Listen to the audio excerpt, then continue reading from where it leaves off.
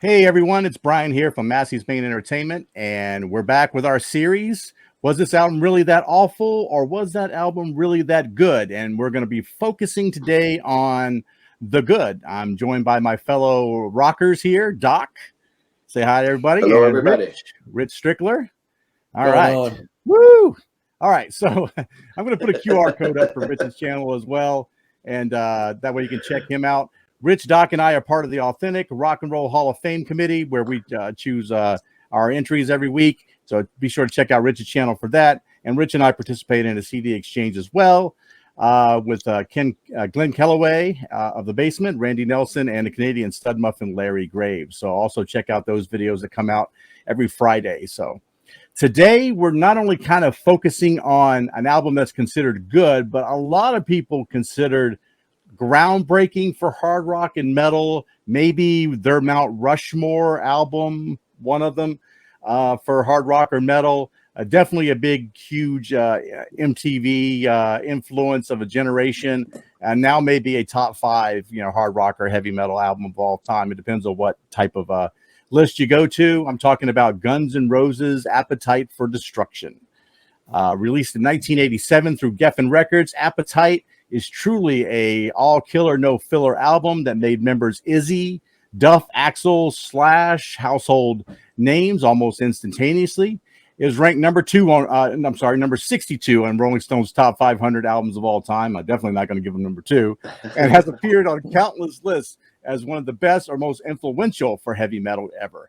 Its impact reaches across the Pacific, as Triple M Radio over in Australia listed Appetite as the most life-changing record of all time. Over 20 million records sold worldwide. Appetite has a Metacritic rating of 95. That is huge, gentlemen, which is astounding when you think about it. Despite this legendary status, Appetite received no Grammy nominations upon its release. So let that kind of soak in a little bit. So, as always, I'm going to take the last word on this, gentleman. And Doc, you are a resident hard rock guy. I am going to give you first crack at this, buddy. What do you got?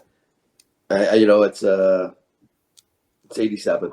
Yeah, this is prime for me, man. This is my brother brings home this record actually. We're sharing a room, and he puts this on, and I bet you we didn't leave the room for a good 3 hours. We just played this over and over, man. I think my brother marked for that one. We're heavy, like you're right. A heavy kind of guy, whatever. I like my AC/DC. I'm into this and that kind of stuff, and certain spots I cherry pick on some things. I like my White Snake. I like some different things like this. But here comes Guns N' Roses and Appetite, man. And one of the things you mentioned there, it could be like an altering or life-altering kind of album, or can I see it? I can see where it gets it.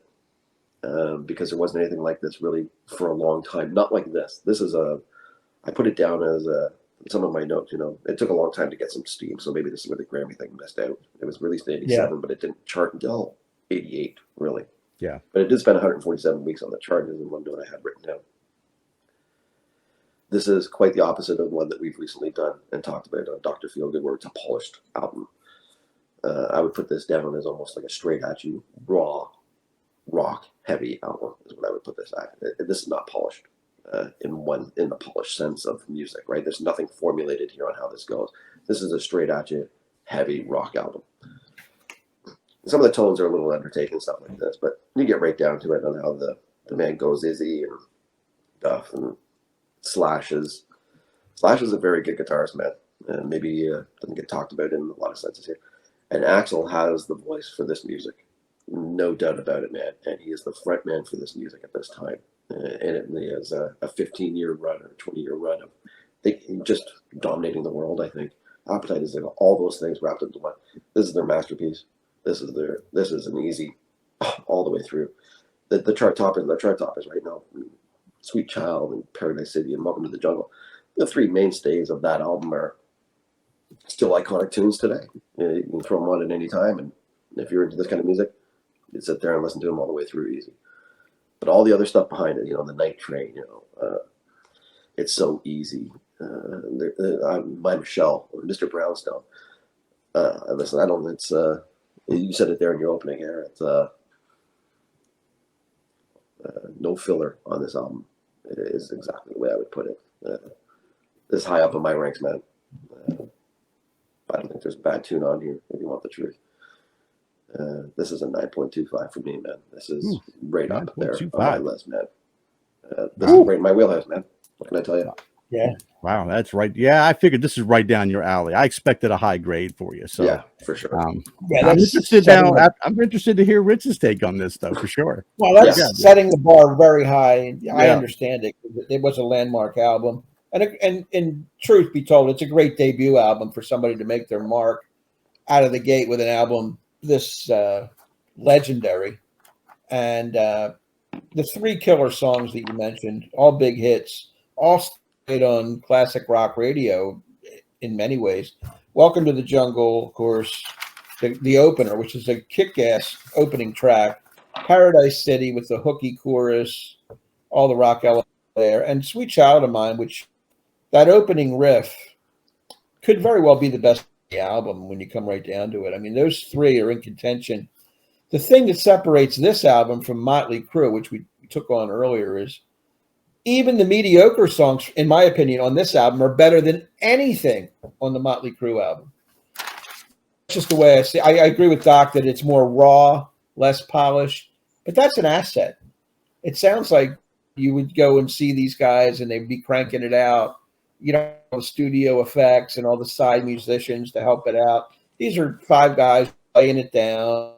They're showing their passion for music. I do like some of the lesser known tracks. It's So Easy. Night, a good showcase for Slash's guitar prowess on here. Mr. Brownstone. It's a little indistinguishable from the rest for me, but there are songs on the bottom half of this that I don't care for. It's not going to be a ranking album overall because it has those three killer tracks. It stood the test of time. It's a debut. I even like Use Your Illusion 1 and 2, which came out several years later. I think there's some really good stuff on there as well. That those two tandem albums. But overall, for me, this is good hard rock. Not as much hair metal-y as we dabbled with before. I'm going to give this and this is a good score, a 7.75. It's pushing an 8.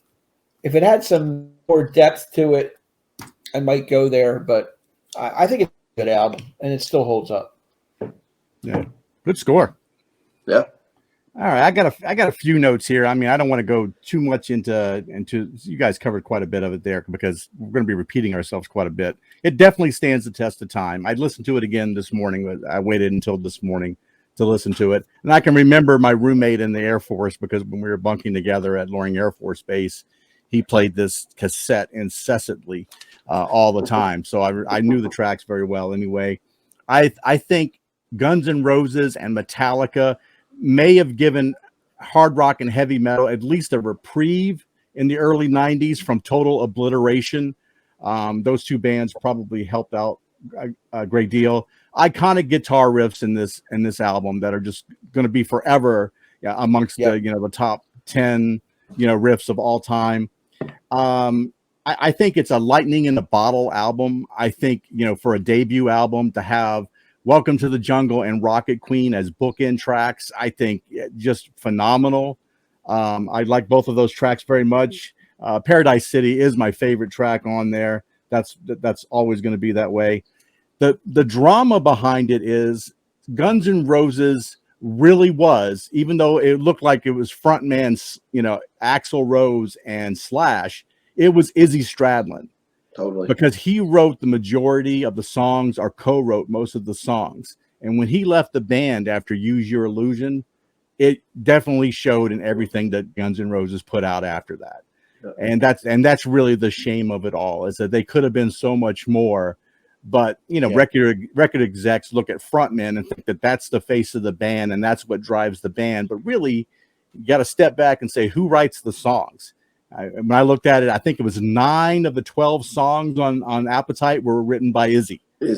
So, I mean, that just tells you that that's the tail of the tape. They should have done everything they could to keep Izzy happy. Yeah. And I understood he was very unhappy because of the drug situation in the band and the theatrics of Axl and things like that. So me, I wanted to throw all that away, still base it on what I heard this morning and kind of pull back what I thought of it when I was younger. I gave it a little bit more than Rich, not quite as great like Doc got it. I gave it an 8.0. So I think it's still a very good album. I don't know whether it's going to ever be an elite album for me, but it'll always be right up there. And it will be among the greatest, hard rock or heavy metal albums that I'll ever rank if I had to rank those specifically. So 8.0, I think that was pretty fair. I think all of these are pretty fair. Sure they are. Yeah. I think so, Joe. And I think what the one point you made, when you look back at it now, 35 years later, 30, whatever it is, they're an underachieving, could have been better than they really were because of all the stuff about act showing up on time for concerts and, 3 hours, you make them wait in the stand, just obnoxious behavior. A really good guitarist. I'm surprised he didn't hook up with other bands and made more of a name for himself too. Same with, but overall, this debut stands the test of time, and I don't think anybody can deny that. Totally agree. Yeah, Totally I agree. Yeah, I say the consensus is amongst us three that it's still really, it's a great heavy metal album, a hard rock album, if you want to call it that. It really is. So I want to thank everyone for watching. We're also going to be heads up. We're also going to be recording for next week. We're going to be tackling 2 albums. It's going to be Pink Floyd's The Final Cut, which Doc, you're definitely going to have to lead the charge maybe on this one a little bit. I haven't listened to it for a while, so I got to dive back into that one. And we're also going to be listening to Janis Joplin's Pearl album. One of those polarizing albums where it seems like everybody runs hot or cold on it, at least in the conversations that I had. So I'd be interested to see what your guys' take will be on that. So I really appreciate everyone watching, and we'll catch you next time. Take care. Take care. See ya.